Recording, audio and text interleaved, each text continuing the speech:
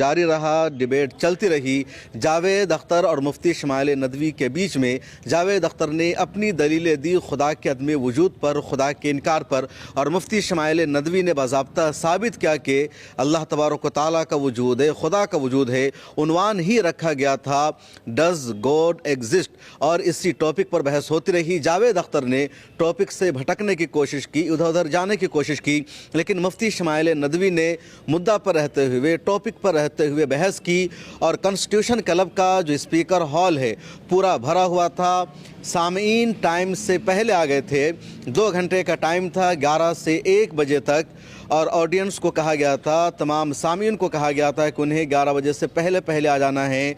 और तकरीबन 11:15 में यानी 10:45 पर ही पूरा स्पीकर हॉल भर चुका था। और दोनों तरफ के लोग थे, 100 लोग मुफ्ती शमाइल नदवी की तरफ से और 100 लोग थे जावेद अख्तर की तरफ से। शुरू में दोनों ने अपनी अपनी दलीलें दी, उसके बाद एक दूसरे की दलील का जवाब दिया, फिर क्वेश्चन आंसर का सिलसिला शुरू हुआ। ऑडियंस में आए लोगों ने सवाल पूछा और दोनों लोगों ने जवाब दिया। सौरभ द्विवेदी जो लल्लन टॉप के फाउंडर और संपादक है, उन्होंने मॉडरेटर का फरीज़ा अंजाम दिया और सौरभ द्विवेदी की भी लगातार तारीफ़ की जा रही है।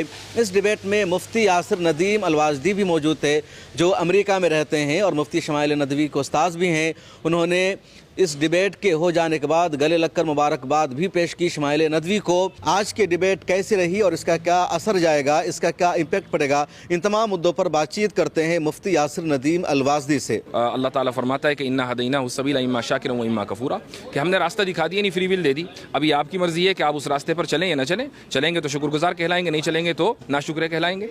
तो एक इंसान अगर गलत काम करता है फ्री विल के नतीजे में तो उसको सज़ा मिलती है, और अगर वो अच्छा काम करता है तो सवाब भी उसी को मिलता है। ऐसा नहीं कि उसका क्रेडिट अल्लाह ले जाता है और सवाब अपने आप को देता है। जावेद अख्तर ने बहुत ज़्यादा इस पर जोर दिया टाइम पर कि कायनात की तख्लीक से पहले या टाइम को वजूद में लाने से पहले अल्लाह क्या कर रहा था, कब से है वो, क्या फ्रेमवर्क है। इसका जवाब बहुत वाज़ेह है, और वो ये कि जो चीज़ टाइमलेस होती है उसके बारे में ये सवाल करना कि वो किस टाइम में था और उस टाइम में वो क्या कर रहा था, खुद एक फैलेशियस स्टेटमेंट है और अब्सर्डिटी है।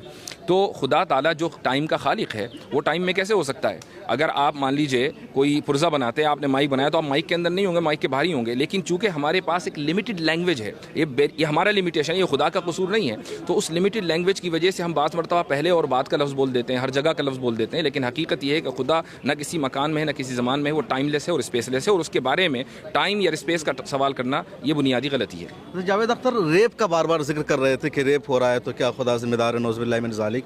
तो इसको कैसे जस्टिफाई करेंगे आप, क्या जवाब देंगे इसका? मतलब जिम्मेदार खुदा किसी भी सूरत में नहीं हो सकता। मुफ्ती शमाइल साहब ने बड़ा अच्छा एक जवाब दिया था, और वो ये था कि एक अगर टीचर